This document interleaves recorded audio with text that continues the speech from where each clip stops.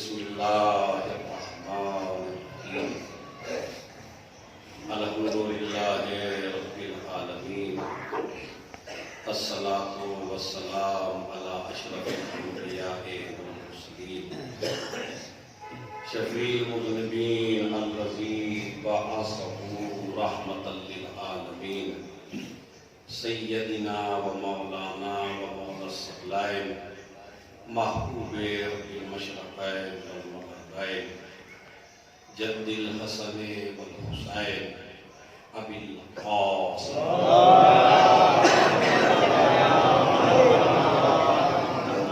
وعلی اہل بیتہ الطیبین الطاہرین المعصومین المظلومین الذین اذهب اللہ عنہم الرجس وطہرہم تطہیرا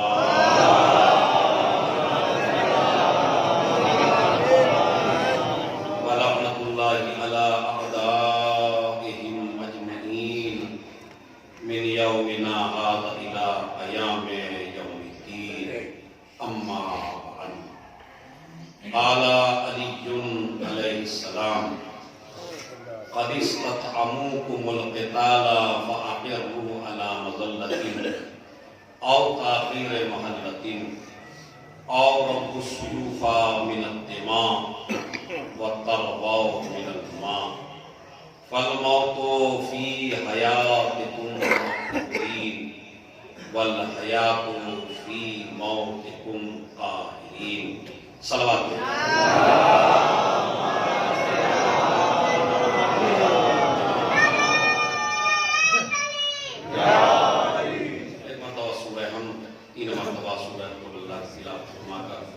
عزیز فاطمہ بنت محمد اشرف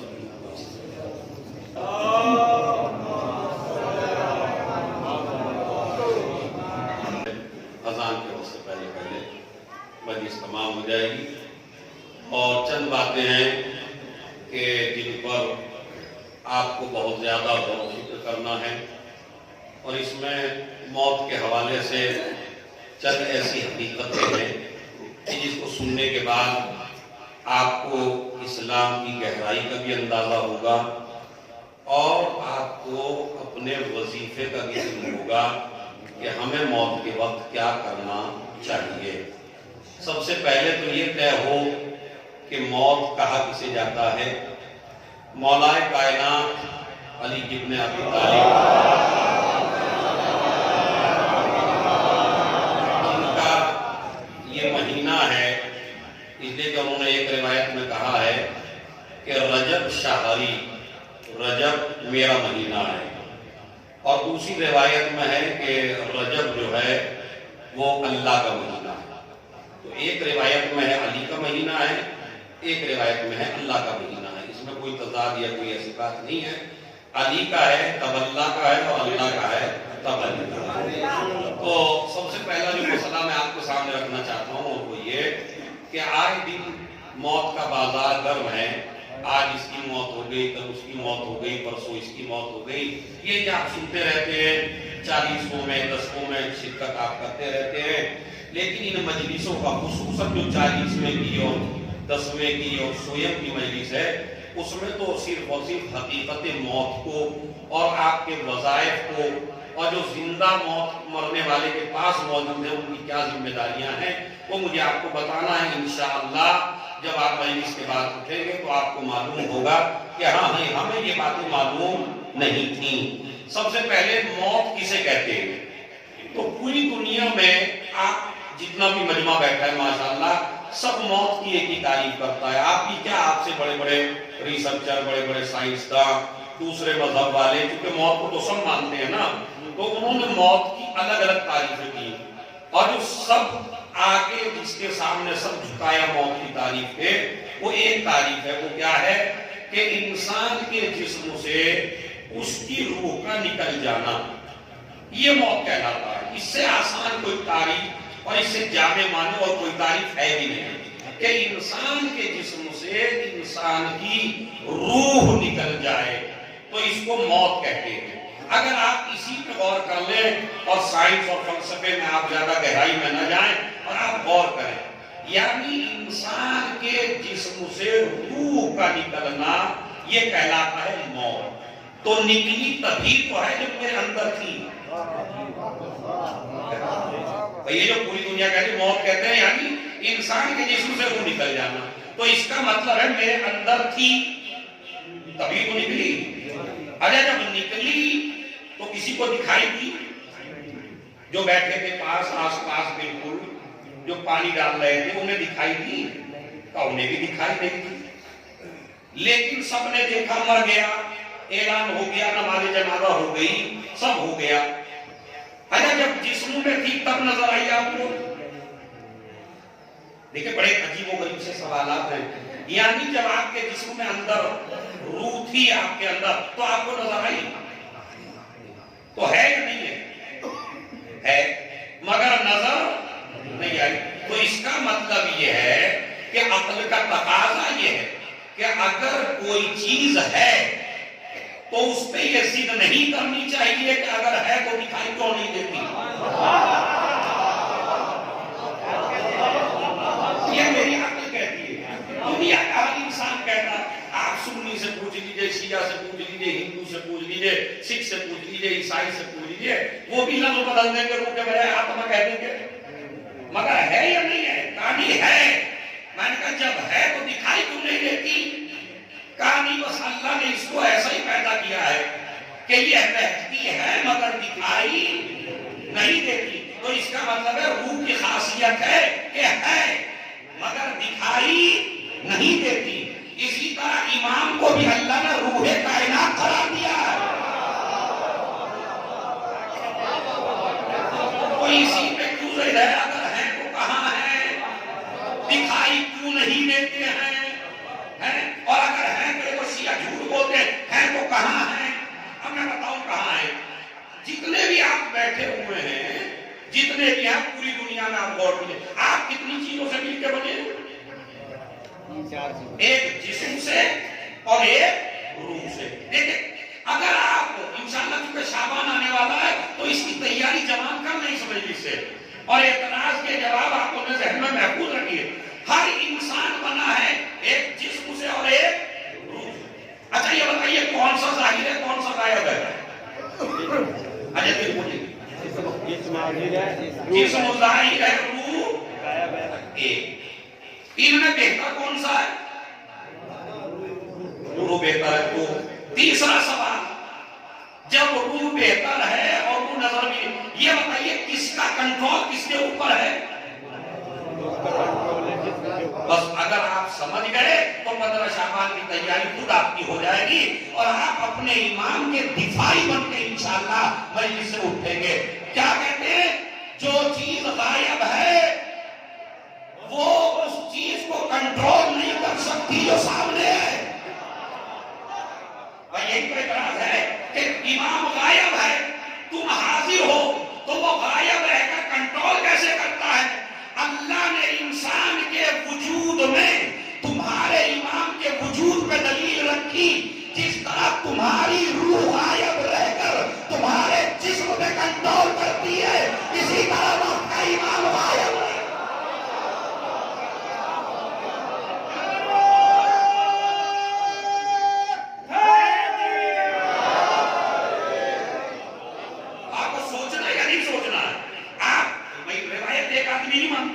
حدیث ایک آدمی نہیں مانتا، آیت ایک آدمی نہیں مانتا، تو اسے آپ سائنس سے سمجھائیے کہ جس طرح تمہارے اندر روح ہے مگر دکھائی، مگر آپ اس کا انکار نہیں کر سکتے، تو ہمارا امام بھی ہے، دکھائی نہیں دیتا، انکار نہیں کر سکتے، مگر روح میں اور امام میں فرق یہ ہے وہ اس وقت دکھائی نہیں دے رہا ہے، ایک وقت آئے گا دکھائی دے گا۔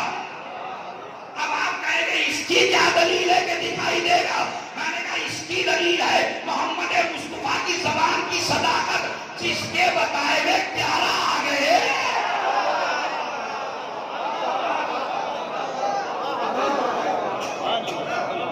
ایک صلوات بھیج دے۔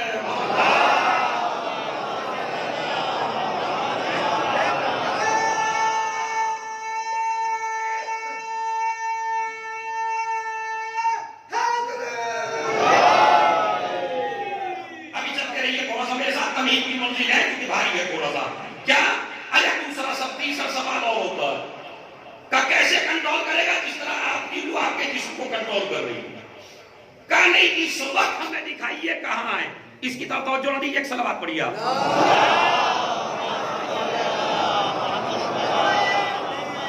میری بات کا خون نہ ہو جائے, میری آواز جا رہی ہے آپ تک؟ ٹھیک ہے. کہا نہیں ہمیں حق دکھائیے. میں نے کہا آپ مجھے جس وقت زندہ ہیں اپنی روح دکھائیے. دکھائے جتنے بیٹھے ہیں روح دکھا سکتے ہیں؟ میں نے کہا یہاں ہے. کہا جی ہاتھوں میں بھی ہے. یہاں ہے. کہا یہاں بھی ہے. میں نے کہا پیروں میں ہے. کہا پیروں میں بھی ہے. میں نے کہا کہیں تو دکھائی دے. کہا نہیں سب جگہ ہے مگر دکھائی نہیں. میں نے کہا دلیل کیا ہے کہ ہے؟ کہا جناب ہاتھوں کا چلنا دلیل ہے, پیروں کا اٹھنا دلیل ہے, دماغ کا سوچنا دلیل ہے. تو یہ ساری دلیلیں ہیں اس بات کی کہ روح ہے. تو ہم نے کہا امام بھی ہے. کہا دلیل کیا ہے؟ میں نے کہا سورج کا نکلنا.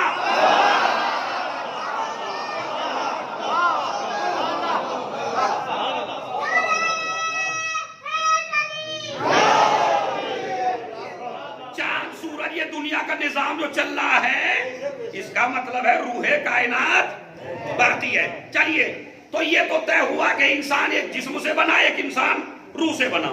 روح نکل گئی تو موت کہلائی. اب ہم جتنے بھی ہیں موت کی تعریف کیا کرتے ہیں؟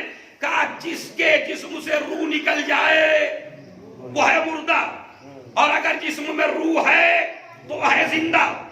میرے مولا نے پوری کائنات کی طرف متوجہ ہوئے اور متوجہ ہو کے کہا ہو سکتا ہے الٹا ہو. ہو سکتا ہے الٹا کیسے ہوگا؟ کہا جس آدمی کو 4 آدمی اٹھا کے لے جا رہے ہیں, دیکھیں یہ ہے موت. آپ کو چاہیے, سب کا نصیب یہی ہونا ہے میاں, 4 آدمی وہ آپ کو اٹھا کے لے جائیں گے, اور وہ خوش نصیب ہیں جنہیں 4 آدمی اٹھائیں. باقی یہ دعا کرنی چاہیے کہ ہمارا جنازہ اٹھے. ہمارے خوش نصیب ہے وہ جس کا جنازہ اٹھے. 4 آدمی اٹھائیں, یعنی جو اپنی حرکت خود نہ کر سکے اور دوسرے کے اوپر موقوف ہو جائے. ارے تو یہی سے موت کی تعریف, یعنی جب آپ دوسرے پر موقوف ہو جائیں اور آپ کی حرکت دوسرے کے تابع ہو جائے تو پھر آپ مردہ کہلاتے ہیں. اسی طرح زندگی بھی اگر آپ کی ایسی ہو کہ آپ دوسرے کے اوپر موقوف ہو, آپ میں اپنا خرچ اٹھانے کی طاقت نہ ہو, تو پھر آپ کیا ہیں؟ مردہ ہیں. چلیے آئی. کہا جناب جسم سے روح نکل جائے مردہ. میرے مولا نے کہا ہو سکتا الٹا بھی ہو. مولا الٹا کیسے ہوگا؟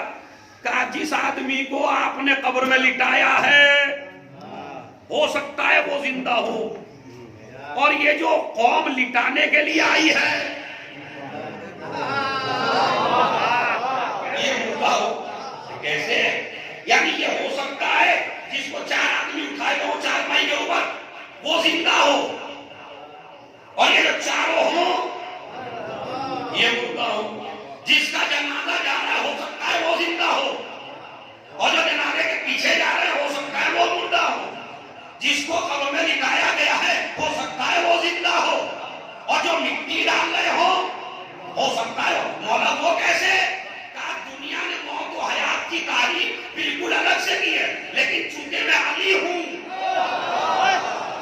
پڑھو میری کتاب نہج البلاغہ اور اس کا پڑھو 51واں خطبہ, اس میں ارشاد ہوتا ہے جب امیر شام کے آدمیوں نے گھاٹ کے اوپر قبضہ کر لیا اور یہ کہا کہ ہم پانی نہیں دیں گے, تو یاد رکھیے اس خطبے سے نیچ آدمی کی سب سے بڑی علامت یہ ہے کہ جب وہ قابو پا لیتا ہے تو اقتصاد پہ پابندی لگاتا ہے. یہ آدمی کا علامت ہے,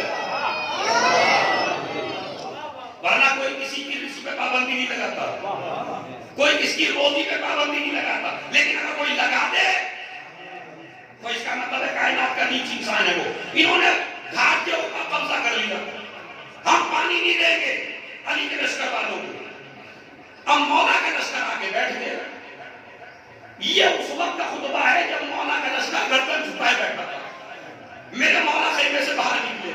51واں خطبہ نہج البلاغہ موت و حیات کی ایسی تاریخ جو گی اور آپ کو انشاءاللہ آج معلوم ہو جائے گی علی کی نظر میں مردہ کون ہے اور علی کی نظر میں زندہ کون ہے.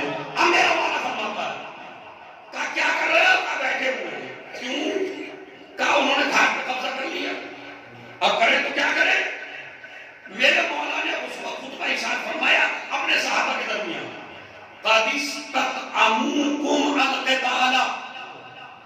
یہ انہوں نے پانی بند نہیں کیا ہے, یہ تم سے جنگ چاہتے ہیں. ارے حدیث کے کلام کی گہرائی دیکھیے, یہ پانی بند نہیں کیا ہے انہوں نے, یہ تم سے ایک آدمی کے موجود رکھا ہوا خدمت, یہ تم سے جنگ چاہتے ہیں. اب صاحب کہنے کے بعد جنگ چاہتے ہیں, کہاں یہ لڑنا چاہتے ہیں؟ پانی تو ایک بہانہ ہے بند کرنا. کہا اب تمہارے سامنے دو راستے ہیں, فَأَقِرُّوا عَلَى مَذِلَّتِ اور تاخیر محلتی. یا تو باطل کے سامنے جھک جاؤ, یا باطل کی ہاں میں ہاں ملاؤ, یا ان کی چاپلوسی کرو, یا ان کے مزاج پہ چلو, یا ان کے اقتدار کو قبول کرو, یا ان کی ہاں میں ہاں کرو. اور سنو, فَأَقِرُّوا عَلَى مَذِلَّتِ یا تو اپنی ذلت کا اعتراف کر لو, باطل کے سامنے جھک جاؤ. اور اس خدا کی سب جوانوں سننا, اور اس سیوف من الدماء یا تلواروں کو خون پلا دو. ارے آپ نے علی کے کلام کی حقیقت ہی نہیں سمجھی. رب السیوف من الدماء, علماء سے جو کہتا ہوں قرطبی, تلواروں کو خون پلا دو اور خود پانی پی لو. یعنی دو راستے ہیں تمہارے سامنے, یا تو باطل کے سامنے جھک جاؤ, یا ان کا ڈٹ کے مقابلہ کرو اور خود پانی پی لو.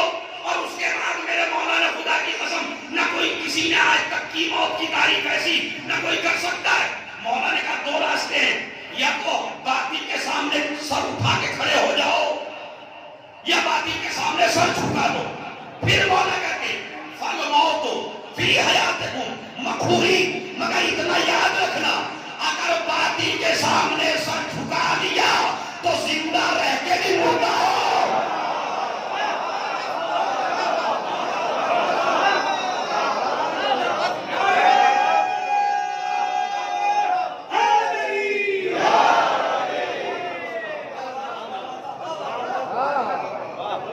دنیا کیا کہہ رہی تھی؟ موت نام ہے جسم سے روح نکل جانے کا. علی نے کیا کہا, نہیں ہو سکتا ہے جسم سے روح نکل گئی ہو مگر زندہ ہو. اور یہ بھی ہو سکتا ہے کہ ولیمہ کھا رہے ہو, سو رہے ہو, جاگ رہے ہو, پھر بھی مردہ ہو. میرے مولا نے کیا کہا, دونوں کا علاج ہے.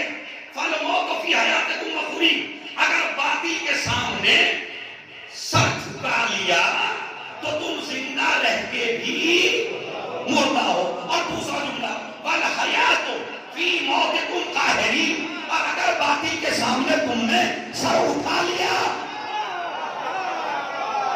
ارے نہیں بھائی ایک جملہ کرو, اگر باطل کے سامنے سر اٹھا لیا تو مرنے کے بعد بھی زندہ ہو. اب سمجھے ایران کیوں نہیں ڈرتا.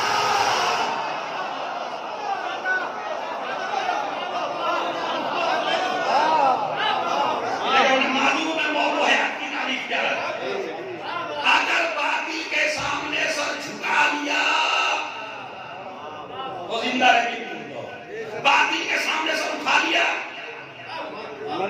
تو مرنے کے بعد بھی ہو سکتا ہے. یہ شیعوں کا مجمع ہے, تم شیعوں کے خطیب ہو, یہ تمہارے مولا کا کلام ہے, یہ تو عقیدتی بحث ہے, یہ تو جذباتی بحث ہے. بھلا ایسے کیسے ہو سکتا ہے کہ جو آدمی باطل کے سامنے سر اٹھا لے وہ زندہ کیسے ہو سکتا ہے؟ کوئی ثبوت ہے تمہارے پاس؟ میں نے کہا جی بالکل ثبوت ہے. علی نے کیا دعویٰ, دلیل دی حسین نے دو کے نیزہ میں تلاوت کر گئے.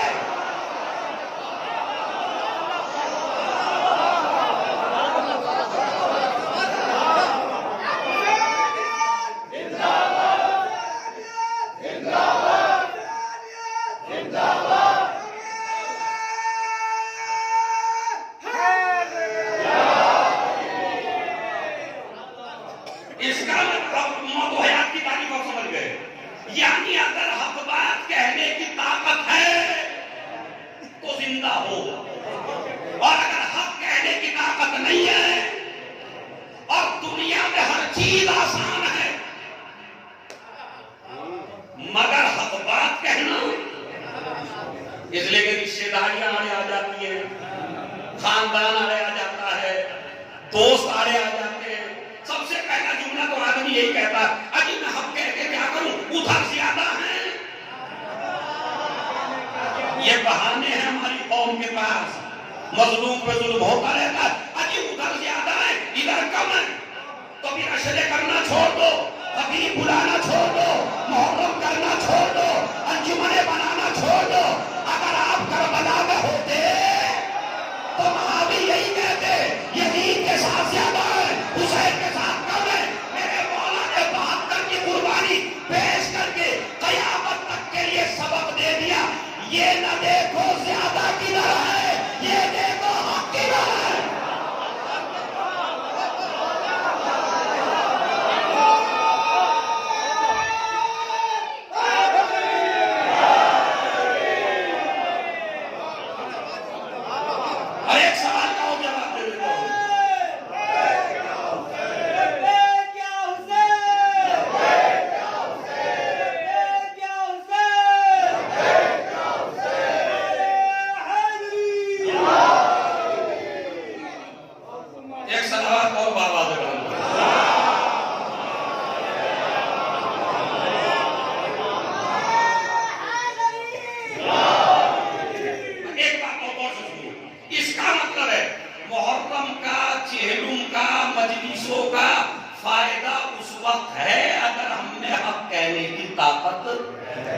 اور اگر ہم مجلسیں بھی کر رہے ہیں اور حق کو حق نہیں کہہ سکتے، باطل کو باطل نہیں کہہ سکتے، یہ باتیں خالی خطیبوں کے پڑھنے کے نہیں ہیں، یہ آپ کے سمجھنے کے.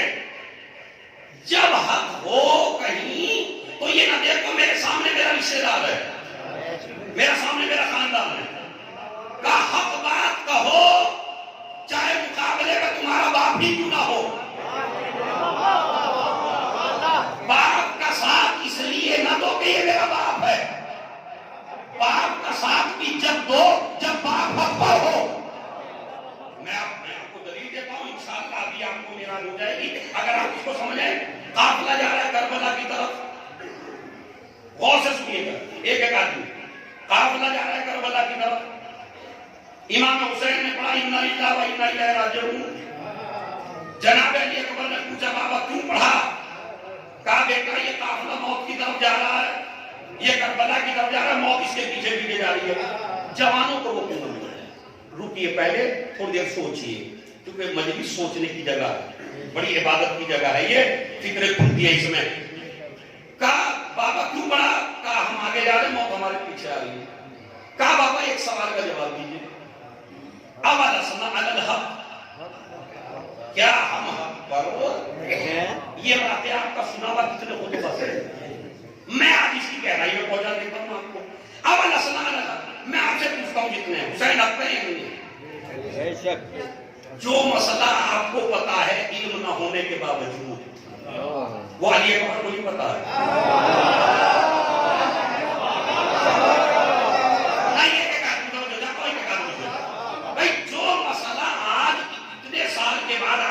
نہیں پتا، تاریخ نہیں پتا، پورے واقعات اماموں کے نہیں پتا، لیکن ہر بچے نے پوچھے، دوسرے مذہب سے پوچھئے کون حق پہ تھا؟ حسین حق پہ تھا. حق یہ ہے کہ جو یزید کا وکیل بھی ہے، یہ وکالت کرنا خود بتا رہا ہے حق پہ وہی ہے. ان سے کہا حق پہ تو وہی تھے. تو جو مسئلہ ہمیں پتا، ہمارے بچوں کو پتا، دوسری قوم کو پتا، وہ علی اکبر کو نہیں پتا. میرا بابا حق میں پتا، قرآن باپ کی شان میں نازل ہوا، سورے نازل ہوئے، آیتیں نازل ہوئی، امام ہیں، امام وقت ہیں، تو کیا علی اکبر کو نہیں پتا؟ پتا ہے. پھر پوچھا کیوں؟ کب پوچھا؟ اس لیے تاکہ واقعہ منبر پہ آئے اور یہ تاریخ پورے مجمع تک پہنچے. میں نے اپنے باپ سے سوال کر کے یہ بتا دیا بابا کیا ہم حق پہ نہیں ہیں، تاکہ میں دنیا کو میسج دے سکوں میں علی اکبر حسین کے ساتھ اس لیے نہیں ہوں کہ یہ میرا باپ ہے، میں اس لیے ساتھ ہوں کہ یہ ہمارا ہے.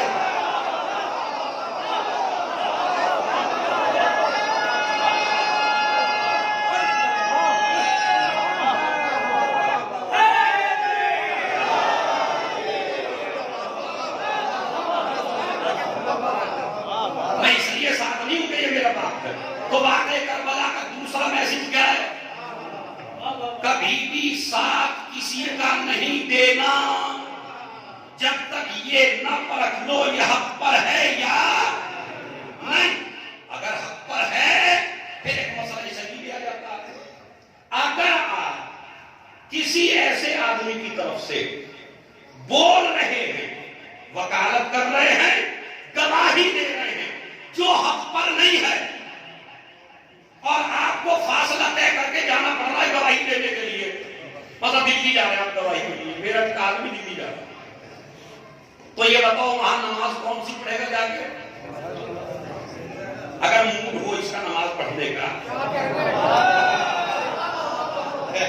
ویسے تو کا موڈ بھی نہیں بنتا, لیکن اگر اس کا موڈ بن جائے وہاں جا کے نماز پڑھنے کا, گیا ہے غلط گواہی دینے, گیا ہے حمایت کرنے ظالم کی, بتاؤ نماز کون سی پڑھے گا؟ ہاں پوری ہے بس. اچھا شریعت کیا کہتی ہے؟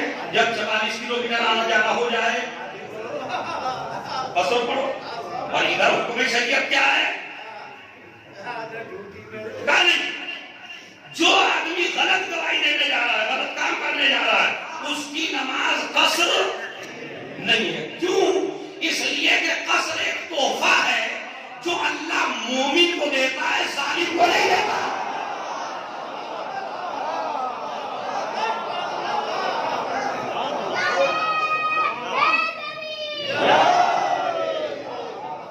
مجھے نہیں پتا کوئی اگر خود ہی قصر ختم کر لے اپنے اوپر بھائی, خبر ہے کیا؟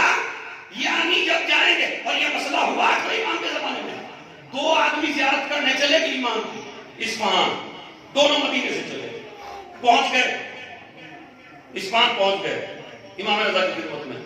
اب بعض لوگ ایسے ہوتے ہیں کہ جو حقیقتاً مسئلہ پوچھتے ہیں, بعض لوگ ایسے ہوتے ہیں جو یہ بتانے کے لیے مسئلہ پوچھتے ہیں کہ مجھے بھی کچھ نالج ہے.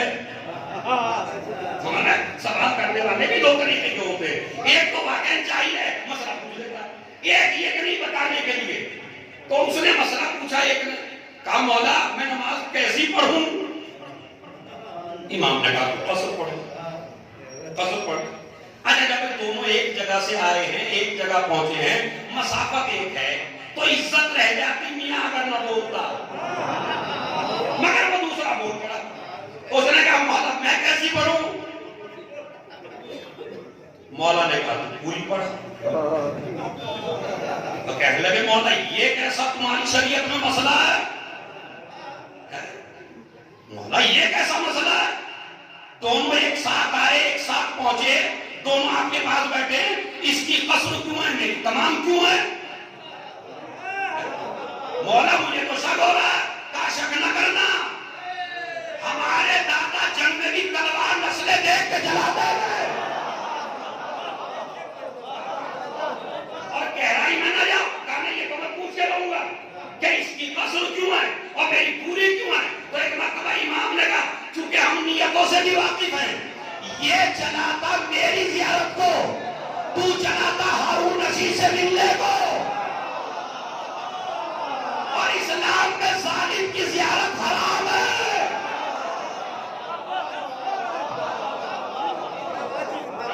اسلام میں ظالم کی زیارت یا اس کی مدد کے لیے جانا, یا ظالم کو گھر میں رکھنا, یا ظالم کو نماز جمعہ پڑھانے کے لیے لانا, حق یہ ہے کہ جس گاڑی میں بٹھایا ہے اس گاڑی میں بٹھانا بھی حرام ہے ظالم کو. اس لیے کہ میرا مولا فرماتا ہے نہج البلاغہ میں, اور یہ ہندوستان کے پوری دنیا سنے, ہندوستان بھی سنے, میرے مولا نے فرمایا حکومت کفر سے چل سکتی ہے مگر ظلم سے نہیں چل سکتی ہے.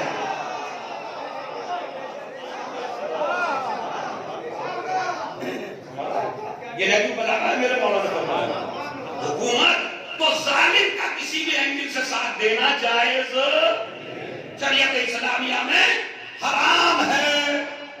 اگر آپ اس کی ہیلپ کریں, اس کی مدد کریں ظلم میں, تو یہ شریعت میں حرام ہے. خیر یہ مسئلہ تو پہ ہوتا رہے گا. تو دوسرا بہانہ جو ہماری قوم پہ آتا ہے حق نہ کہنے کا, وہ کیا آتا ہے؟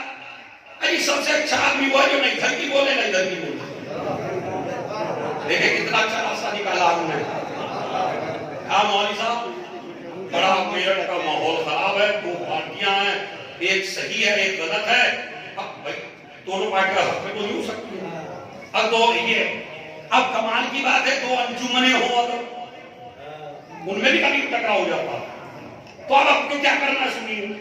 वो कह रहा जनाब हम तो ये पीछे आदमी हैं, हम तो नहीं घर की कहते ना उधर की कहते। तो मैंने ये समझा भाई तारीख में ऐसा ग्रुप कहां गुजरा है जो नहीं घर की कह नहीं रहती कह। ये मिला हमें जाके कूफे में, मौलानी ने कहा चलो मैदान सिफीन में, कहानी नमाज़ें कौन पढ़ेगा, मस्जिदें वीरान हो जाएंगी मौला। अब जो मौला आए और वो आए अस्सलाम वालेकुम मौला, हम ही अच्छे रहे, ये भी नहीं पता था, हम ही अच्छे रहे। मौला ने कहा क्यों? कहा नाम उधर थे ना इधर थे।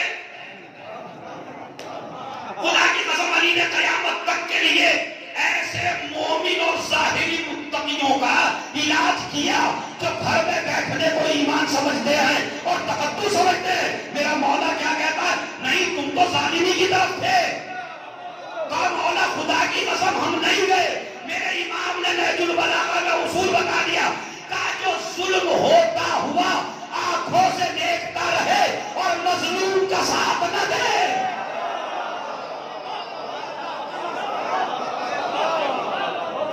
वो जालिम ही के साथ समझ रहे। यही मसला मैं आपको देखे हमारी हिस्ट्री कहां कहां में टकराती है। जनाबे ज़हरा सलामुल्लाह अलैहा, अब बीवी पे बाबा पे बना सलावत भाई।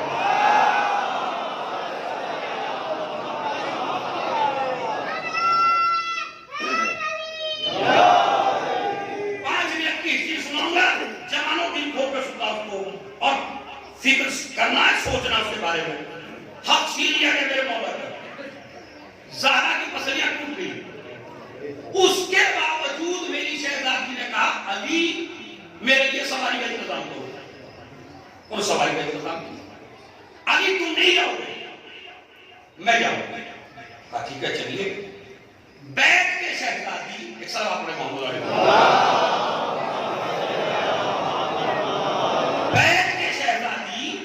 सवारी के ऊपर मौला अली लेके चले।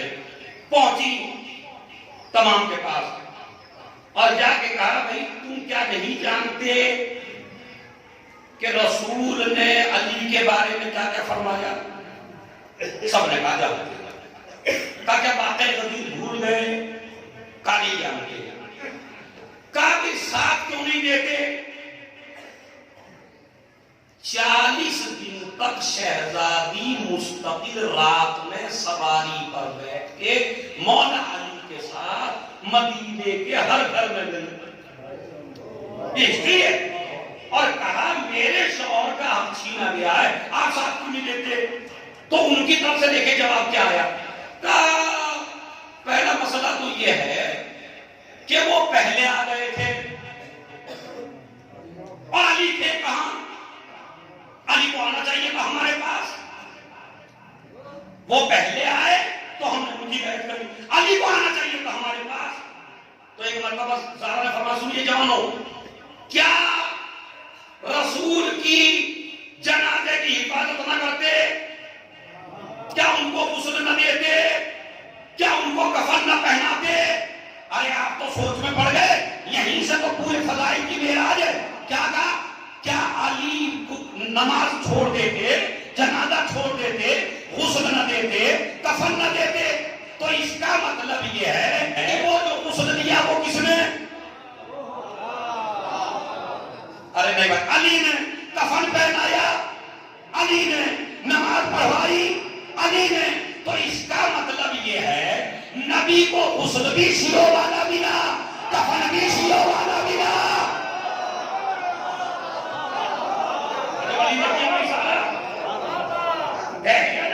जब अली ने सारा किया वही हम करते हैं जो अली ने हमें बताया। तो एक मरतबा अच्छा 3 दिन तक इंतजार किया, अली ने जनाजे रखे। वो अरब की तपती हुई धूप के जहां थोड़ी देर में हिंदुस्तान में अगर मुर्दा एक दिन रख लीजिए तो खराब हो जाता है, बदन खराब हो जाता है, जिस्म से बदबू आने लगती है। अली ने कोई इंतजाम नहीं किया। जिसमें रिसालत 3 दिन तक तपती हुई धूप अरब की उसमें पड़ा रहा। मैंने कहा मौला इतना इंतजार क्यों किया? कहा दुनिया को बताना चाहिए ہوں، دنیا کا جسم الگ ہے، رسول کا جسم الگ ہے. 3 دن میں نہ بدبو آئے گی، نہ گلے گا، نہ سڑے گا، تاکہ بتا دیا جائے ارے جس کا جسم مرنے کے بعد اتنا قوی ہو تو تھوڑے سے بہار میں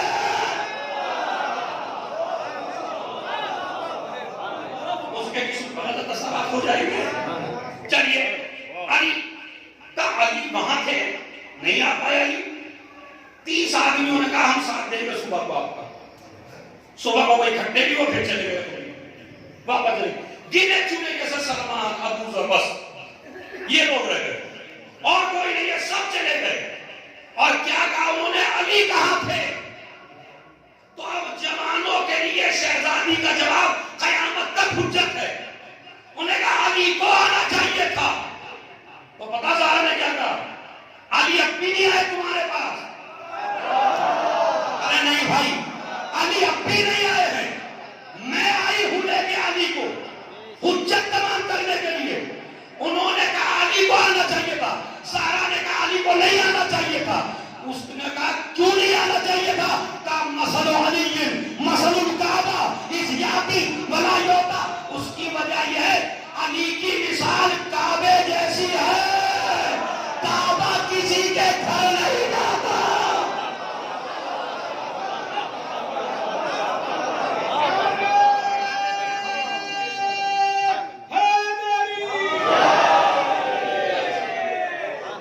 بس انشاءاللہ آپ نے بڑی توجہ سے سنا، بڑی غور سے سنا. اب میں آپ کو آپ کے بظاہر بتاتا ہوں. تو مردہ کون ہے؟ جو حق بات نہ وہ مردہ، اور جو حق بات کہے وہ سر کٹا کے بھی زندہ ہے. حق بات کے اوپر میں نے آپ کی خدمت پڑھ دیا. اب آئیے تھوڑی دیر روایت میں موجود ہے یہ حق کوئی آدمی کے کہاں کام آتی ہے وہ سنیے.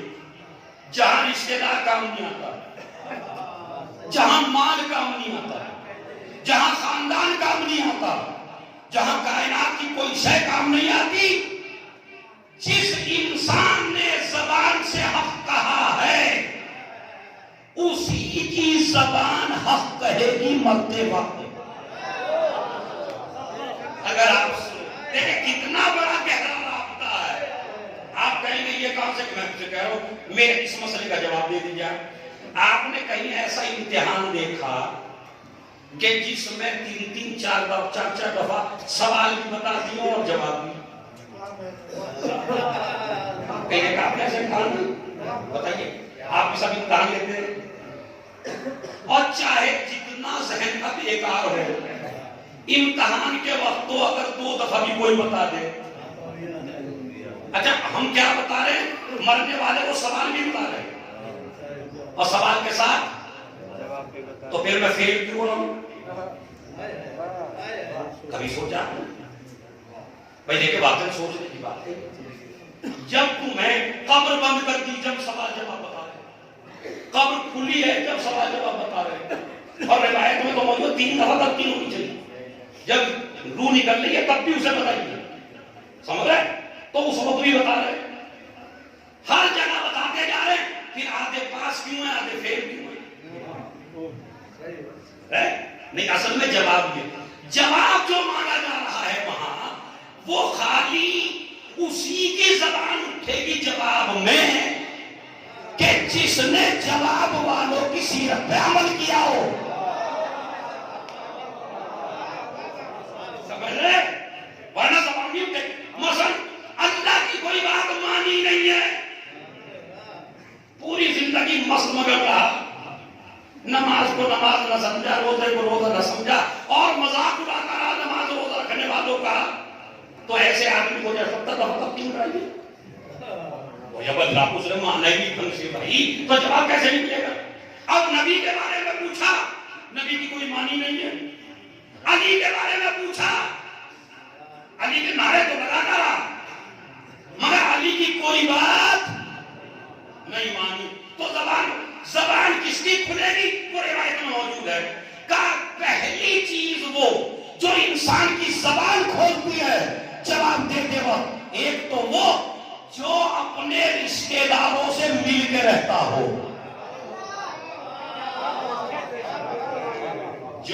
صلہ رحم کرے، یعنی رشتے داروں سے مل کے، دولت ملنے کے بعد انہیں پہچاننا نہ چھوڑے. یہ دولت بہت بری چیز ہے، یہ رشتے داروں کو بھی بھلوا دیتی ہے، اور اپنے ماں باپ کے ساتھ حسن سلوک کرے تو اس وقت انسان کی زبان اٹھے گی. اسی لیے روایت میں موجود ہے جب انسان مرنے لگتا ہے تو سب سے سخت وقت ہے آپ کے اوپر، پوری زندگی میں سب سے ہم سب کے اوپر آنے والا ہے سب سے سخت وقت کون سا ہے؟ جب ہم مرنے لگے. چونکہ ملک الموت آ کے کہے گا چلو، ہم کہیں گے ابھی تو یہ رہ رہا، ابھی تو یہ رہ رہا، ابھی تو بھائی ابھی سے اتنی جلدی آ گئے تم، ابھی تو میرا کاروبار اسی طرح بڑا ہے، زندگی کا کوئی کام مجھ سے ہوا نہیں ہے اور تو آ گیا. تو سب سے سخت وقت ہے انسان، یہ انسان محتاج ہے، کرے تو کیا کرے. شریعت نے پہلا وظیفہ آپ کا، پہلا وظیفہ تمہارا، جب آپ کے کسی رشتے دار کی روح نکلنے والی ہو تو جیسے جیسے موت کا وقت قریب آتا ہے ادھر اسلام کے احکام بڑھتے چلے جاتے ہیں، یہ کرو یہ کرو یہ کرو. کیوں؟ اس لیے کہ ادھر شیطان بلاتا ہے اپنی پوری ٹیم کو، موت کے وقت پوری ٹیم بلاتا ہے جتنی اس کی ہے دنیا میں، اور وہ کہتا ہے بھائی زندگی میں بچ کے ہی کر دے گا، اب ہے اس کا آخری وقت. میں بتاؤں آپ کو، سناتا ہوں ذرا تاکہ آپ کا ذہن کھل جائے اور آپ آمادہ ہو جائیں. ایک شخص کو اپنی عبادتوں پہ بڑا تکبر تھا، نماز روزہ حج زکات، بڑا نماز ایسے بھی ہوتے ہیں نا جو اپنا کر کے بیچارے نہیں پلہ جھاڑ کے چلے جاتے ہیں، دنیا کر کے کھو دیتے سارے. تو اسے بڑا تکبر تھا. ایک دن اللہ نے اس کا امتحان لیا، ایک صحرا میں یہ پہنچا، پانی اس کا ختم ہو گیا، اسے راستہ نہ ملا، اب پانی کوئی دینے کو تیار کہیں ہے نہیں پانی پورے راستے. جب زبان نکل گئی بالکل باہر تو اللہ نے فرشتہ بھیجا، بھیجنے کے بعد کہا پانی میرے پاس ہے مگر دوں گا جب تو مجھے اپنی آدھی زندگی کی عبادت دے تو میں تجھے ایک گلاس پانی دوں گا. اور مارتا کیا نہیں کرتا، کھا لو میاں تم لے لو، یہ ایک گلاس لیا پیاس اور بھڑک گئی، اور نے کہا جناب دوسرا گلاس، کہا جو آگے بچی ہے وہ بھی دے دو، کہا لیجیے وہ بھی دے دی. ارے میں نے واقعہ پڑھ دیا، آپ نے سن لیا، اب سمجھے ہم اپنے عمل کی بنیاد پر بخشے جانے والے نہیں ہیں، بخشے جائیں گے آل محمد کی شفاعت پر اور خدا کے فضل پر. غرور نہ کرنا، چاہے عزاداری ہو، چاہے نماز ہو، چاہے روزہ ہو، ان عمل کو اگر عزاداری کرنے کا موقع مل جائے یا مسجد میں جانے کا موقع مل جائے تو اس پہ فخر نہ کرنا، شکر کرنا. تو نے ہمیں اس لائق سمجھا، تیری عبادت تو 2 گلاس کے پانی کے برابر بھی نہیں ہے. تو اس کا مطلب پانی کی وجہ سے انسان اپنا عقیدہ بیچ سکتا ہے. اب پتہ چلا شریعت کی باریکی کیوں ہے. جب انسان کی روح نکلنے لگے تو چمچا چمچا کر کے پانی ڈالو. دیکھیے کیا باریکی، پھر آئیے میں آپ کو لے جانا دیر تو نہیں ہو رہی بھائی، یہ کچھ ہی لوگ کہہ رہے ہیں. اگر سننا چاہتے ہیں آگے اچھی بات ہے تو سلامات پڑھیے آپ.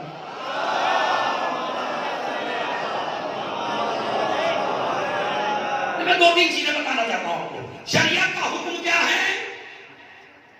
مرنے والے کے منہ میں پانی ڈالو، اور خوش نصیب ہے وہ جسے پانی مل جائے. اس لیے کہ ادھر اس میں پیاس کا غلبہ ہے، ملائکہ کو دیکھ کے یہ حیران پریشان ہے، زبان خشک ہو رہی ہے، روح نکلنے والی ہے، شیطان پانی کے جام لیے کھڑا ہے. تو اپنا عقیدہ بدل تو تجھے میں سیراب کروں. سمجھ رہے ہیں؟ شریعت کہتی ہے اسے پانی پلا، پانی پلائے تاکہ یہ ادھر پانی کی طرف متوجہ نہ ہو. دوسری طرف وہ غلط عقیدے کی تلقین کرتا ہے تو شریعت کہتی ہے سورہ یاسین پر. سورہ یاسین شیطان کو بھگاتی ہے. ہمارے لوگ سورہ یاسین سے بڑے ڈرتے ہیں، جب تک بولنے کے لائق رہتا تب تک یہ کہتا ہے میرے سراہنے کیوں پڑھ رہے ہو بھائی، اپنے ابا کے سراہنے پڑھ رہے، اپنی اماں کے سراہنے پڑھ رہے. اس کو تھوڑا سا ہو اور آپ موت بھی پہنچ جائیں، درد لگ رہا ہے کہ کل پرسوں نکل جائیں گے اور سورہ یاسین پڑھنا جائے، نہ سورہ ابھی شریعت کی باریکیاں بڑھ رہی ہیں، کہیں اس کا عقیدہ نہ پوچھ جائے آخری وقت میں. قرآن پڑھو اس کے بعد اور زیادہ اسے کلمہ پڑھاؤ، لا الہ الا اللہ محمد رسول اللہ علی ولی اللہ، لا الہ الا اللہ محمد رسول اللہ. کلمہ لا الہ الا اللہ العلی العظیم پڑھاؤ اسے، کلمہ کے فرض پڑھاؤ. ادھر شیطان اس کو لالچ دیتا جا رہا ہے، ادھر شریعت کی باریکیاں بڑھتی جا رہی ہیں. اور جب زیادہ سخت وقت آیا اس کے اوپر اور شیطان نے اس کے اوپر حملہ کرنا چاہا، تو ایک چیز ہے جو تمہیں بچا سکتی ہے. وہ کیا ہے؟ کہا جب اس کی روح میں زیادہ سختی ہونے لگے تو اسے اس جگہ جا کے لٹا دو جہاں یہ نماز پڑھا کرتا تھا.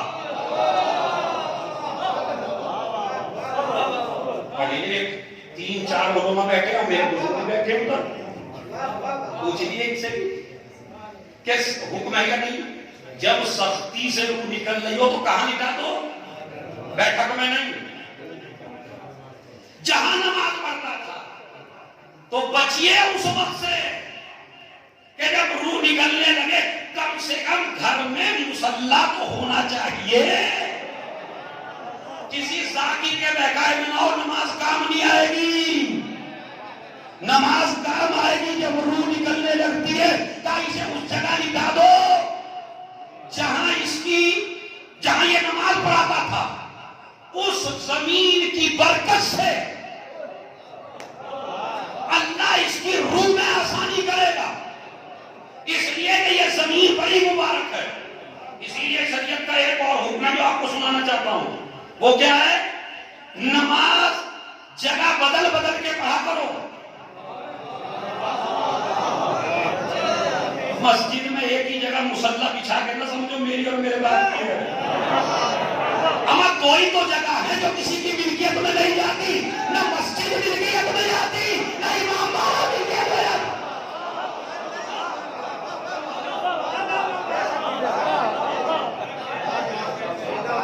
یہ کسی کی ملکیت نہیں ہے. اگر میں نے اپنے پیسے سے مسجد بنائی ہو اور اس کا نام مسجد رکھا ہو اور میرے سے پہلے ایک آدمی ایک جگہ جا کے بیٹھ جائے تو شریعت کہتی ہے اگر تو نے نام مسجد رکھا ہے تو حق اس کا ہے جو پہلے آیا. کس کا حق ہے؟ جو پہلے. یہ نہیں کہ میں تو روز یہی بیٹھتا ہوں تو میری جگہ نہ ہو جائے. یہ ملکیت آپ اپنے گھر میں، اسی لیے روایت میں موجود ہے، میرے مولا نے فرمایا نشے 4 طریقے کے ہیں. یہ جو فرمایا نا لا تقربوا الصلاۃ وانتم سکارى، نشے کی حالت میں نماز کے قریب نہ جانا. تو نشے سے مراد خالی شراب کا نشہ نہیں ہے، کہیں دولت کا نشہ بھی گھر چھوڑ گیا، اقتدار کا نشہ بھی گھر چھوڑ گیا، سلطنت کا نشہ بھی گھر چھوڑ گیا. ہماری بارگاہ میں آ تو جو پہلے آ گیا اس کا حق ہے. اور اگر تو اسے اٹھا کے نماز پڑھے گا تو ہم تیری نماز تیرے منہ پہ مار دیں گے. یہ مسئلہ شرعی بیان کر رہا ہوں میں، اپنی طرف سے جیب سے کچھ نہیں. اگر آپ نے ایسا کیا تو آپ کی نماز نہیں ہے. اس لیے کہ نماز اس کی قبول ہے جو کسی کا حق نہ مارے. تو نے تو حق مار لیا اس کا. تو جگہ بدل بدل کے نماز پڑھو. یہ اگر جگہ بدل بدل کے کیوں پڑھے؟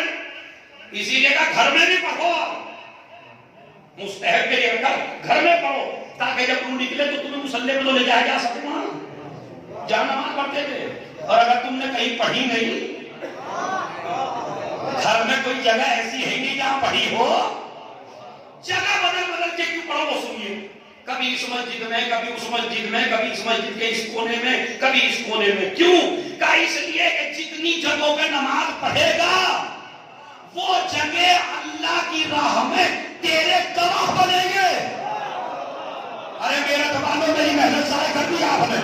آخری آدمی سمجھنا چاہتا ہوں، یعنی اپنے لیے زیادہ گواہ لے کے جا تاکہ زمین کا یہ کتا بھی گواہی دے نمازی ہے، وہ جگہ بھی گواہی دے نمازی ہے. اور جس کی تراب گواہی دے دے،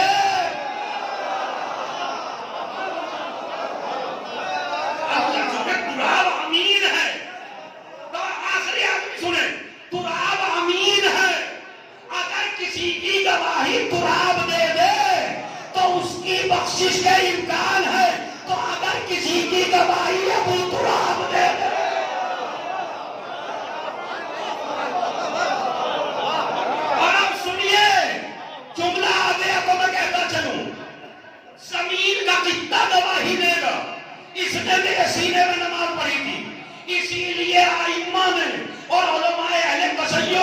طریقہ یہ نکالا جب بھی نماز پڑھو تو سجدہ کرو خاکے جبوں پر.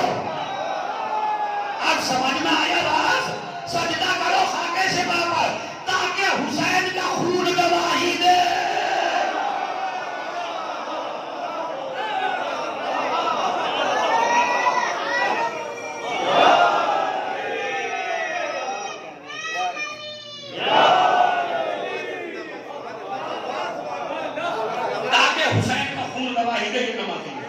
تو دوسرا مسئلہ آپ کی ذمہ داری ہے جب کوئی پریشان ہو پڑنے والا اس کے مسلح پر اسے نکال دیا جائے.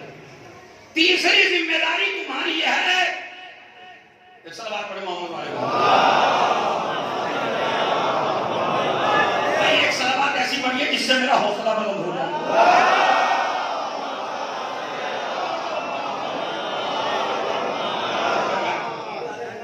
ٹھیک ہے، میرے ایک اور سلوات پڑھیے.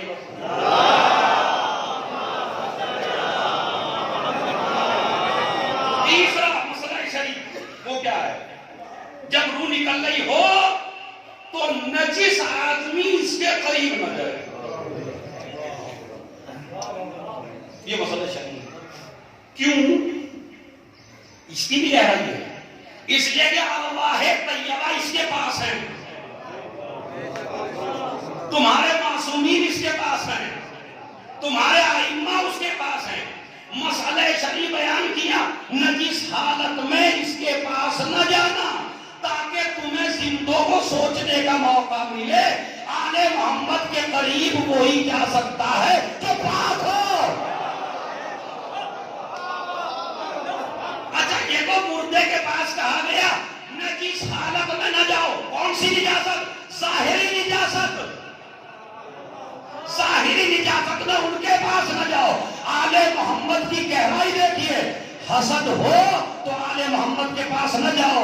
غیبت کرو تو آل محمد کے پاس نہ جاؤ. حق مارو تو آل محمد کے پاس نہ جاؤ. نجاست کی حالت میں آل محمد کے قریب کوئی نہیں جا سکتا. اب آئیے، یہ حکم دیا اس کے جسم پر مکھی مت بیٹھنے دو. حکم شریعت ہے.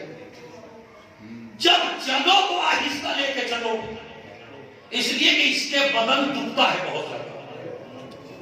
مکھی نہ بیٹھے تو ایسا جہاں ہاتھی بیٹھے ہو. ٹھیک ہے، صاف کپڑا اس کو اٹھاؤ، پانی پلاؤ، قرآن پڑھو، کلمہ پڑھاؤ، ائمہ کے نام بتاؤ، دعائے عدیلہ پڑھاؤ. عدیلہ کون سی دعا؟ یہی دعائے عدیلہ یعنی جو بدلنے دینا آدمی کو. عدیلہ ایک دعا ہے، آپ پڑھیے گا اس میں جا کے یہ آدمی کو مرتے وقت بدلنے نہیں دیتی. چلیے، اس کے بعد جب مرنے لگا تو ادھر شیطان کہتا ہے اسے بہکاؤ کسی طرح، ادھر معصومین کہتے ہیں یہ پڑھو یہ پڑھو یہ پڑھو. ائمہ کی کوشش ہے ہمارا آدمی ادھر نہ جانے پائے.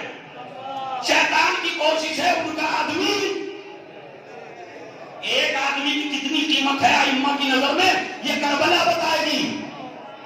حسین نے دشمنوں سے کہلوایا ایک رات کی مہلت دے دو. یہ ایک رات کی مہلت اس لیے تاکہ ہمارا جو ادھر آدمی ہے، ہم ابھی شہادت کے لیے تیار نہیں ہوں گے جب تک ہمارا ادھر کا آدمی ادھر نہ آ جائے، اور یہ ایک رات ہماری فتح کی دلیل بن جائے. مولا ایک فتح کی دلیل آپ کی ایک رات کیسے بنے گی؟ کہا سنو، تاریخ بدلی جا سکتی ہے، روایات بدلی جا سکتی ہیں، مقتل بدلے جا سکتے ہیں، لیکن یہ مسئلہ لوگوں کے سامنے رکھنا. ہماری طرف پیاس تھی، ہماری طرف بھوک تھی، ہماری طرف مجبوری تھی. ادھر کھانا تھا، پانی تھا، لشکر تھا، فوج تھی. اور جب دنیا اس رات کے واقعے کو پڑھے گی، صبح میں ہر کے آنے کو پڑھے گی، تو میں خود اعلان کروں گا اگر بھوک سے پریشان ہو کر میرا آدمی تمہاری طرف چلے جائے تو تم جیت گئے، اور اگر تمہاری دولت کو ٹھوکر مار کر تمہارا آدمی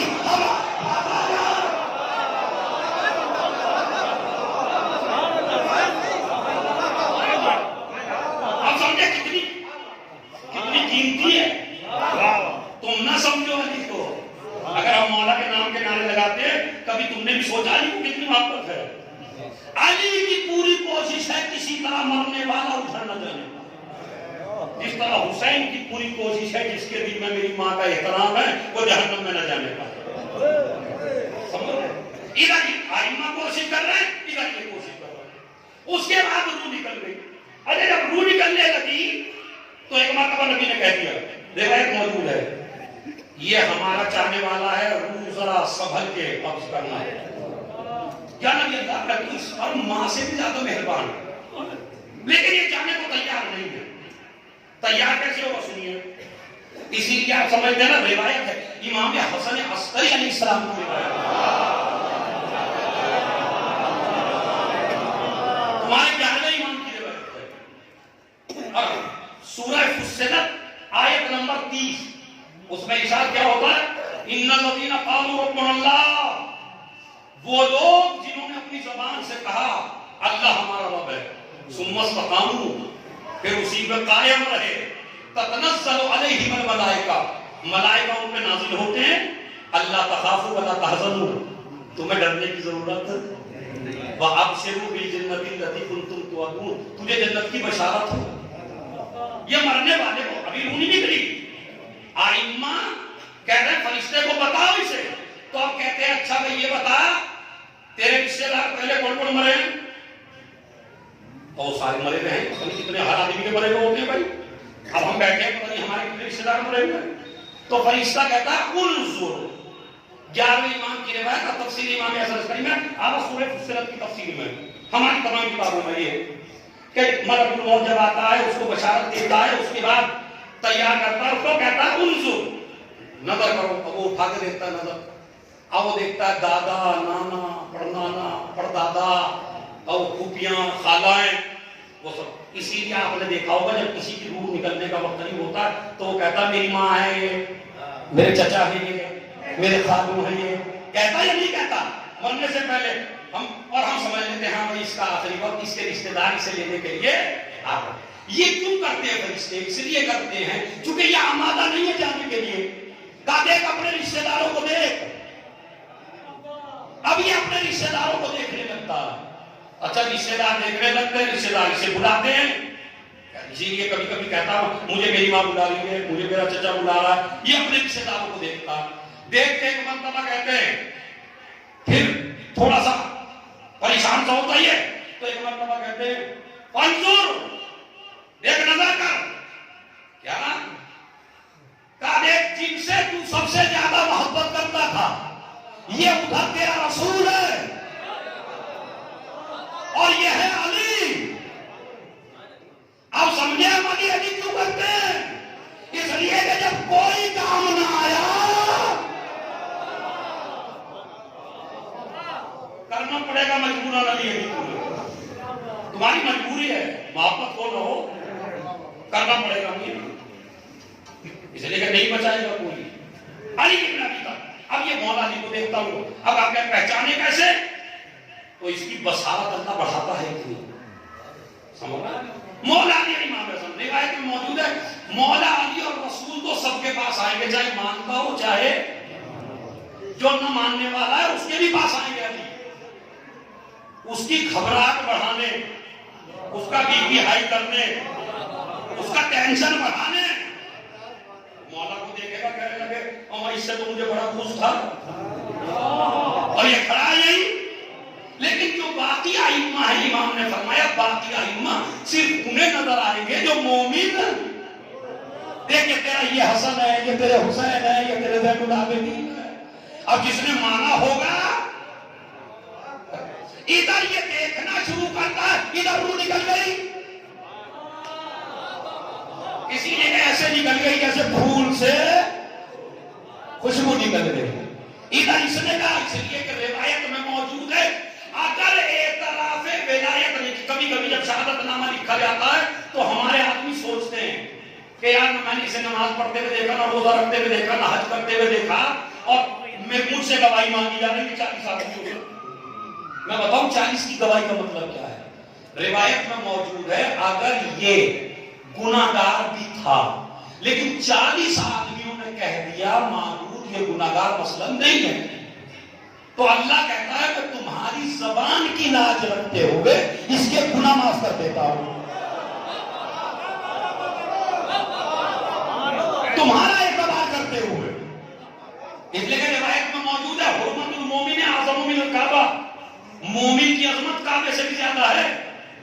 آپ نے کیسی حدیث ہے؟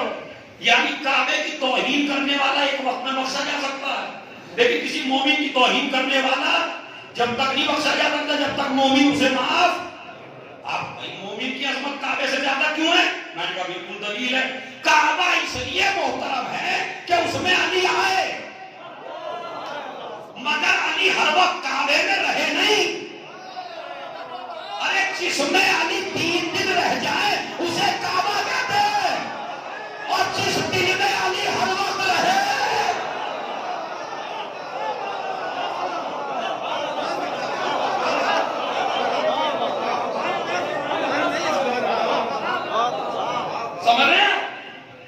سمجھ رہے ہیں علی حرمت المومن. تمہاری زبان تو یہ نہ سوچا کرو میں گواہی کیوں نہ دوں، لکھوایا کرو. اور دوسرا مسئلہ علماء جواب دیتے ہیں گواہی تم سے عمل کی دین جا رہی ہے، تم سے گواہی عمل کی تھوڑی مانگی جا رہی ہے. نماز پڑھتا تھا نہیں، روزہ رکھتا تھا نہیں. گواہ حی علی خیر الامن، خیر الامن سے مراد ہے ولایت علی. یہ ان کے مذہب پہ تھا، یہ ان کے دین پہ تھا. اس لیے کہ کوئی چیز بچانے والی نہیں ہے، مرتے وقت اگر بچائے گی تو صرف ولایت بچائے گی. یہ نماز روزہ مددگار جب بنیں گے جب ولایت ہو. اگر ہم آپ کی تو کیا حقیقت ہے؟ ابو ذر کہتے ہیں میں نے دیکھا نبی نکلے اور قبرستان بقیع میں پہنچے اور اس کے بعد دوسرے قبرستانوں میں پہنچے. جناب عبداللہ کو قبر سے اٹھایا، اٹھانے کے بعد کہا بابا میری رسالت کا اقرار کرو. کہا کہ ٹھیک ہے آپ اللہ کے رسول ہیں. کہا علی کی ولایت کا اقرار کرو. علی کو دکھایا یہ علی ہیں. بابا جب تک بخشے نہیں جا سکتے جب تک ان کی ولایت کا اعتراف نہ کر لیں. اس کے بعد آمنہ کی قبر پہ پہنچے، ماں کو اٹھایا، تو ہو گئی. یعنی عبداللہ سے بڑا کوئی ہوگا، آمنہ سے بڑا کوئی ہوگا. جناب خدیجہ کا وقت آخری آیا، کہا میں نے اتنی اسلام کی خدمت کی، آج کلمہ اگر زندہ ہے تو میری وجہ سے. یا رسول اللہ میں نے سب کچھ کر دیا. کہا سب کچھ کر دیا، ایک باقی ہے. علی کو بلایا، اپنا ہاتھ اپنی زوجہ کے ہاتھ پہ رکھا. علی سے کہا اپنا ہاتھ میرے ہاتھ پہ رکھو. کہا خدیجہ یہ جو اتنا کچھ کیا ہے اس کا کوئی فائدہ نہیں ہے اگر اس کی ولایت کو نہ مانا.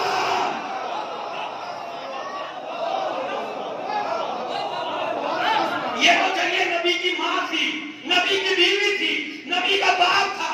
اب آ جائیے فاطمہ بنت اسد. علی نے آ کے کہا میری ماں کا انتقال ہو گیا. کہا علی تیری ماں نہیں تھی، میری ماں تھی. تم سے بھی اقبال نہیں ہوگی. بھائی طاقت لگانے کا مطلب نہیں کہ طاقت لگاؤ تو اچھی بات ہوگی. غور سے سنو، علی تیری ماں نہیں تھی، یہ میری ماں تھی. مجھے بتائیے ازواج کو قرآن نے کیا کہا؟ وَأَزْوَاجُهُ أُمَّهَاتُهُمْ، نبی کی بیویاں تمہاری مائیں ہیں. تو تم افضل ہو یا رسول؟ بھائی مسلمان افضل ہے یا رسول کا رسول؟ تو کیا فاطمہ بنت اسد کے سامنے کسی زوجہ کو مقابلے میں نہ لانا. یہ مومنین کی مائیں ہیں، فاطمہ بنت اسد رسول کی ماں ہے.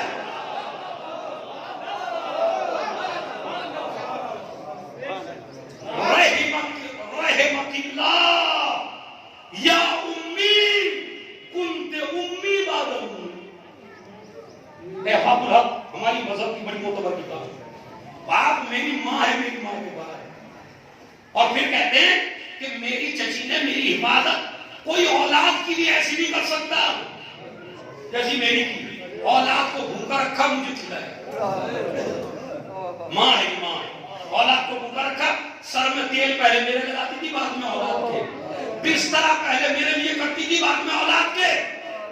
مجھے حیرت ہوتی ہے ابن ابی حدیث معتزلی پہ وہ یہ کہتا ہے علی کے کوئی کمالات ذاتی نہیں ہیں، سارے کمالات اس لیے ہیں کہ انہیں رسول نے پالا ہے۔ میں نے کہا تو اپنی جگہ پہ قائم رہنا، علی کے سارے کمالات رسول کی گود کی وجہ سے، تو رسول کے سارے کمالات فاطمہ بنت اسد کی وجہ سے۔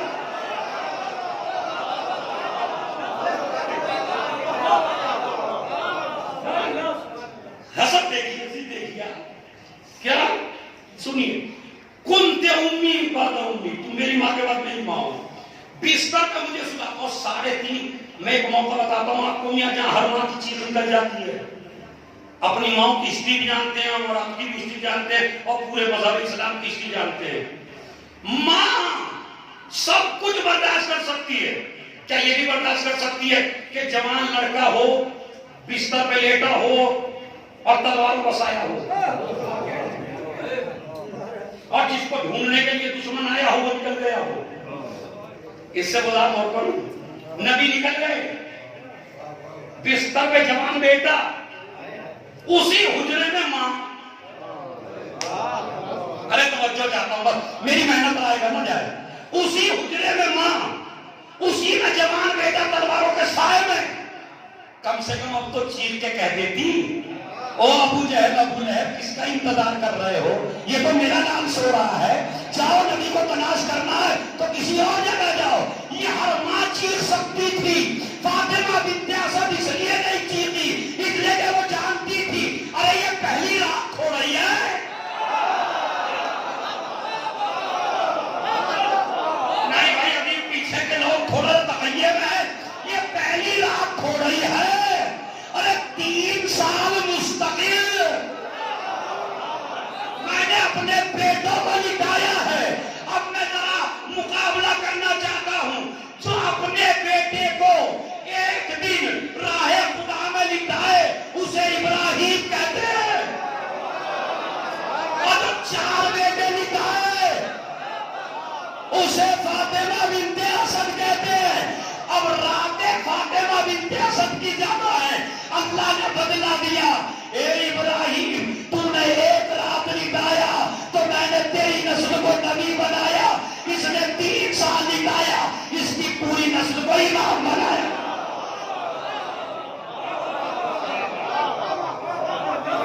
اتنے فضائل کے باوجود چیخی نہیں، میں نے وہ پالے محمد کے لیے نہیں چیخی، مگر جب انتقال کی خبر دی نبی نے، میرے مولا نے کہا سنیے، نبی نے کہا چلو میرے صحابہ قبر کھودو، قبر کھدوائی، غسل دینے والے سے کہا 2 روایتیں ہیں، یا جناب زہر نے غسل دیا یا علی نے غسل دیا، اس کے علاوہ کوئی تیسری نہیں۔ اس سے کہا میرا لباس ان کو پہنا دینا، میرا لباس پہنا دینا۔ اس کے بعد جب چلنے لگے تو پیر اٹھا اٹھا کے چل رہے، صحابہ نے کہا یا رسول اللہ پیر اٹھا اٹھا کے کیوں چل رہے؟ کہا میری ماں کے جنازے میں فرشتوں کا اتنا مجمع ہے،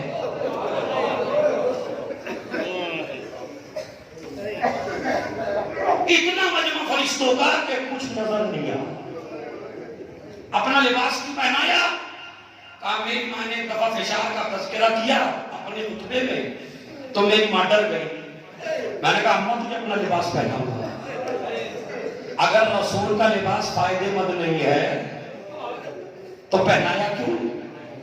اس کا مطلب فائدے مند ہے، سمجھ رہے؟ فائدے مند ہے۔ چلے 70 تکبیریں، صحابہ کہتے ہیں کہ 70 تکبیریں تو آج تک کسی کی بھی نہیں ہوئی، حمزہ کے علاوہ۔ نبی اتنی تکبیریں؟ کہا اس لیے کہ میری ماں کے جنازے میں جو فرشتے شریک ہوئے وہ 70,000 فرشتوں کی صفیں ہیں۔ بس یہاں تک میں نے توجہ کیا، 5 منٹ مسائل، لیکن جو میں جملہ نبوت کو پالا 1، امامت کو پالا 2، اسلام کو پالا 3، پوری نسل کو امام بنایا 4، اور 50 سال نبی کی خدمت کرتی رہی، 50 کتنی بڑی محسنہ ہے۔ اس کے بعد سنیے سنیے سنیے سنیے، ایک ایک آدمی سنائے جو بیٹھا ہے۔ جب قبر سے اٹھنے لگے دفنا کے مسکراہٹ آئی چہرے پہ. صحابہ نے پوچھا کیوں؟ کہا میری ماں کی قبر میں نور کے چراغ لائے گئے ہیں اور یہ قبر نہیں ہے روضۃ من ریاض الجنہ، یہ جنت کے باغوں میں سے ایک. لیکن ابھی قبر سے اٹھنے ہی لگے کہنے لگے ابنوں کے اما تیرا بیٹا نہیں بھائی توجہ ہو جائیے آپ سارے، روئیے نہیں، روئیے بس آئے میں جملہ سنیے. ابنوں کے تیرا بیٹا. صحابہ نے کہا یا نبی اللہ کیا یہ کیا کہہ رہے ہیں ابنوں کے؟ کہا میری اماں سے سوال ہوا اللہ کے بارے میں جواب دے دیا، پھر سوال ہوا رسول کے بارے میں میرے بارے میں بتا دیا، اب سوال ہوا امام کے بارے میں.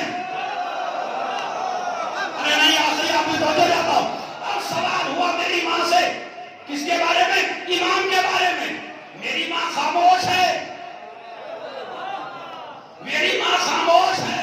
خاموش کیوں ہے؟ اس لیے کہ القاب اتنے ہیں.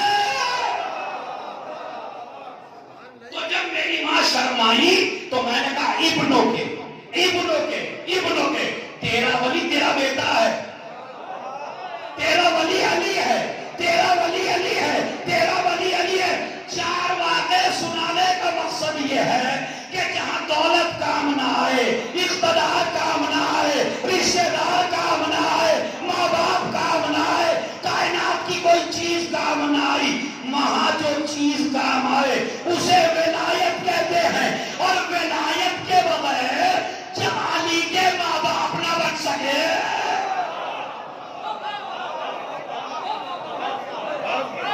نبی کے ماں باپ نہ بچ سکے، تو ہمارا اور آپ کا بھی گزارا ہونے والا. رو رہے ماں کا مرنا بڑا سخت مرنا ہے، بڑا سخت ہوتا ہے ماں کا مرنا. اس لیے کہ ان بچوں سے پوچھئے جن کی ماں مر جاتی ہے، اور کس سے پوچھئے؟ حسن و حسین سے پوچھئے، زینب سے پوچھئے ماں کا مرنا کیا ہوتا ہے، اور علی سے پوچھئے زہرا جیسی بیوی کا مرنا کیا ہوتا ہے. روایت موجود ہے، روایت ہے کہ زہرا نے حسن و حسین کو بلایا اور بیمار ہے بلایا اور بلا کے کہا میرے بچوں جاؤ نانا کے روزے پہ میری صحت کی دعا کرو. نہیں ابھی آپ سمجھے نہیں، بڑا سخت ہے. مجھے بتائیے جن کی ماں بیمار ہو دور دور سے رشتے دار کو دیا جاتے ہیں بیٹے کہ ہماری ماں بیمار ہے چلو. یہ عین وقت حسن و حسین کہاں گئے؟ زہرا جانتی ہے کہ ابھی تو ان بچوں کی نظروں سے پسلی ٹوٹنے کا واقعہ بھی برداشت نہیں، اور اگر یہ میرا دم نکلتے دیکھیں گے تو ہو سکتا ہے یہ فراموش نہ کر پائیں. اس لیے کہا میرے بچوں جاؤ نانا کے روزے پہ میری صحت کی دعا کرو. ادھر اسما سے کہا جب میرے بچے آئیں تو میری شہادت کی خبر نہ دے، پہلے انہیں کھانا کھلانا،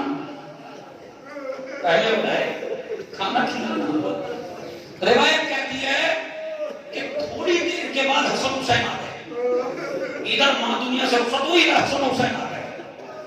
آ کے جیسے ہی آئے تو اسما نے اپنے آنسو صاف کیے، اور آنسو صاف مغرب و عشاء کے درمیان کا وقت ہے. آنسو صاف کیا اور آنسو صاف کر کے کہا بچوں آؤ کھانا کھاؤ. اب آپ جانتے کیا کہتے حسن نہیں کچھ بولے، حسین آگے بولے اسما کیا ہم نے ماں کے بغیر کبھی کھانا کھایا؟ تو پتہ ہے کیا کہا میرے بچوں تمہیں کیسے پتا چلا؟ اسما ہم جانتے ہیں ہماری ماں دنیا میں. تمہیں کیسے پتا چلا؟ کہ ہم نانا کے روزے پہ صحت کی دعا کر رہے تھے کہ کہ نانا کی قبر ہلنے لگی، آواز آئی میری زہرا کے یتیموں، جاؤ گھر چلے جاؤ۔ ہم گھر آ گئے، حجرے میں پہنچے، اللہ ایسا جنازہ کسی بیٹے کو نہ دکھائے۔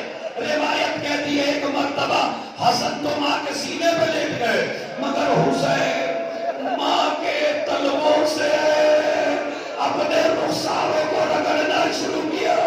اماں تیرا حسین آیا ہے، کلمی یا اماں، اماں مجھ سے بات کرو، تیرا حسین آیا ہے۔ ایک مرتبہ جب ماں نہ بولی، بچے دوڑے ہوئے مسجد کی طرف۔ سنیے شوہر کے اوپر کیا اثر پڑتا ہے۔ جیسے حسن و حسین سر و سینہ پیٹتے پہنچے، علی نے کہا بچوں کیا ہوا؟ یا بتا ماتا تم ہونا، بابا ہماری ماں مر گئی۔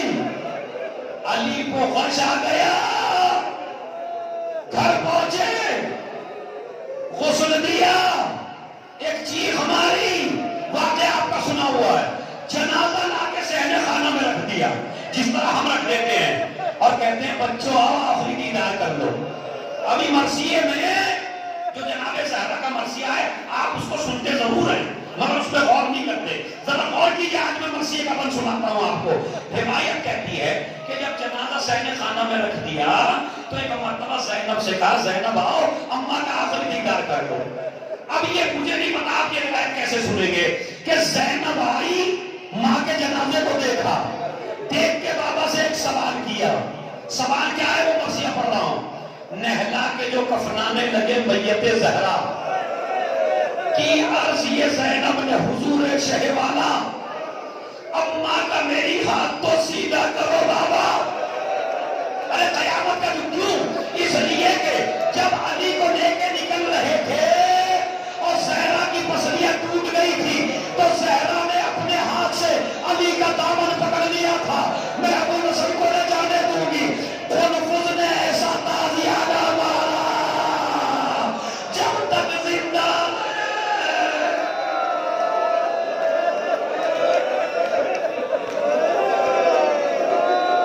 نہیں بھائی، ایک ماں کی اور بیوی کی وجہ سے سنیے۔ روایت کہتی ہے کہ جب سے یہ ہاتھ زہرا کا سیدھا نہیں ہوتا تھا، ہاتھ سینے پہ رکھا ہے، نیلا کے جو کفنانے لگے میت زہرا کی عرض یہ زینب نے حضور شہ والا، اماں کا میری ہاتھ کو سیدھا کرو بابا۔ بابا دستور ہے، مرنے والے کے ہاتھوں کو سیدھا کر دیا جاتا ہے۔ زینب یہاں سیدھے نہیں ہوں گے۔ ام کلثوم آئی دیکھ کے چلی گئی، حسن آئے دیکھ کے چلے گئے، حسین نے پھر انداز بدل دیا، کفن کو تھوڑا سا ہٹایا، ماں کے پیروں کو نکالا، اپنے رخساروں کو رگڑا اور رگڑ کے باپ سے سوال کیا بابا میری ماں بہتر ہے یا مریم؟ کہا کجا مریم، کجا تیری ماں؟ کہا میں جب تک نہیں جاؤں گا جب تک میری ماں مجھے نہ بلائے۔ ہم ندوا خرجت لدیا من القبر، ادھر حسین چیخے، ادھر بندے کفن ٹوٹے، اے حسین۔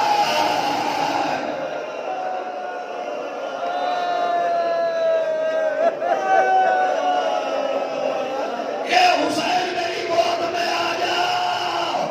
فرشتوں نے کوہرام پر پاؤ گیا، آواز دی، فرشتوں کی آواز آئی علی حسین کو جدا کر دو ورنہ قیامت آ جائے گی۔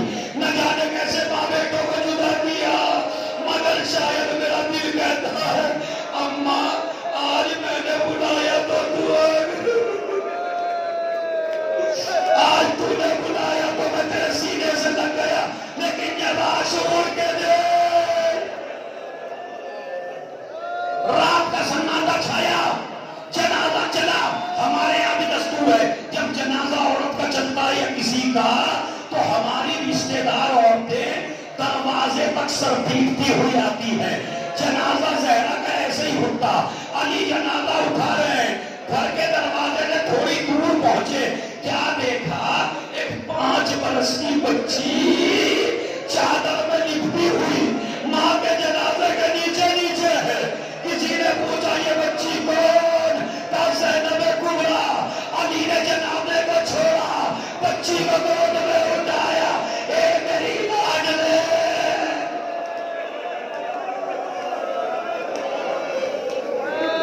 میرے ہوتے ہوئے گھر سے باہر نہ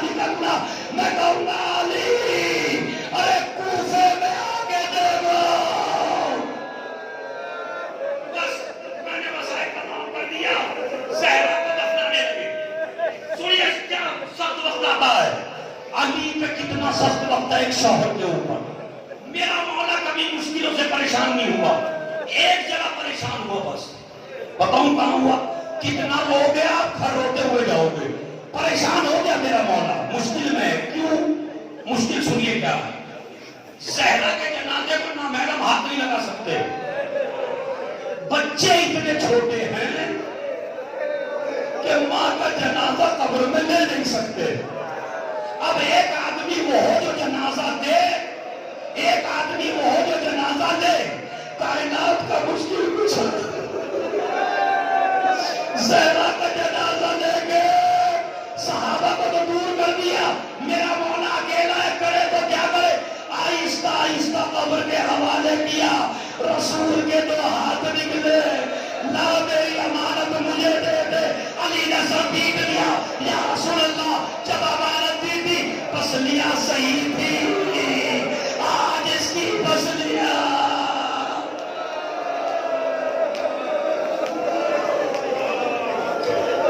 بس ماں کی محبت. اور آخری جملہ اس روایت کے بعد سنیے. علی اپنے بچوں کو گھر لے گئے, تسلی دی, دلاسا دیا, بچوں کو سلا دیا. زہرا کے اوپر پہلی رات آئی. ایک مرتبہ وہ بچے سے پوچھے جن کی ماں مر جاتی ہے, جو ماں کا بستر ہوتا ہے وہ بچوں سے دیکھا نہیں جاتا, ماں کا مصلی بچوں سے نہیں دیکھا جاتا, ماں کا صندوق بچوں سے دیکھا نہیں جاتا, ماں کی ہر چیز یاد آتی ہے. علی نے بچوں کو سلایا, پھر قبر پہ پہنچے, سورہ یاسین پڑھنا شروع کیا. ایک مرتبہ قبر زہرا لرزنے لگی, آواز آئی, علی قرآن چھوڑ دو, گھر چلے جاؤ. کہا تم نے تو وصیت کی تھی میری قبر پہ سورہ یاسین پڑھنا. کہا نہیں علی میں ہی کہہ رہی ہوں, قرآن چھوڑ دو, گھر چلے جاؤ. کہا کیا مجھ سے غلطی ہو گئی؟ کہا تم تو میرے امام ہو. کہا پھر؟ کہا نہیں قرآن چھوڑ دو, گھر چلے جاؤ. کہا کیا ہوا؟ کہا جیسے ہی آپ میری قبر پہ آئے, ننھی زینب نیند سے بیدار ہو گئی, گھبرا کے اٹھ گئی ہے. کبھی تمہارا بستر دیکھتی ہے, کبھی میرا بستر دیکھتی ہے, نہ ماں موجود ہے نہ باپ موجود ہے. میری بچی کا ننھا سا جگر نہ پھٹ جائے. علی نے قبر کو چھوڑا, گھر آئے, کیا دیکھا؟ دروازہ کھولا, دروازے پہ زینب کھڑی تھی. بابا اماں نے تو چھوڑا تھا, آپ نے بھی چھوڑ دیا. میں کہوں گا شہزادی آج زینب کا اتنا خیال, شام غریبہ ٹوٹا ہوا نیزہ, زینب تنہا.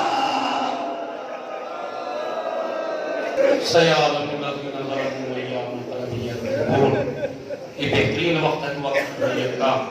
اللہم اغفر للمؤمنین والمؤمنات والمسلمین والمسلمات الاحیاء منهم والاموات, تعالی بیننا وبینہم بالخیرات, انکا مجیب الدعوات, انکا علی کل شیء قدیر. روایت میں موجود ہے جو آدمی دعا کرتے ہوئے اپنا دانا اپنے سر پہ رکھے اس کی عقلیں مکمل ہوتی ہیں امام زمانہ کی برکت سے. ہم سب مل کے ایک دعا پڑھتے ہیں, سب اپنا دانا اپنے سر پہ رکھیے اور میرے ساتھ مل کے جس میں جتنی طاقت ہے تاکہ مرحومہ کے لیے اچھا حساب ہو. یہ امام زمانہ کی دعا ہے. بسم اللہ الرحمن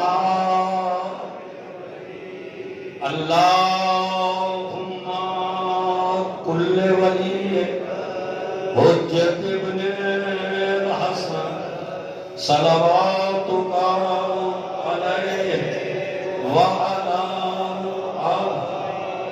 فی هذه الساعة وفی کل ولیا وحافظ وقائدا ودلیلا حتی تسکنہ وتمتعہ. ایک مرتبہ سورہ ہم 3 مرتبہ سورہ قل هو اللہ کی تلاوت فرما کر عزیز فاطمہ بنت محمد اشرف کی رکوعی ساتھ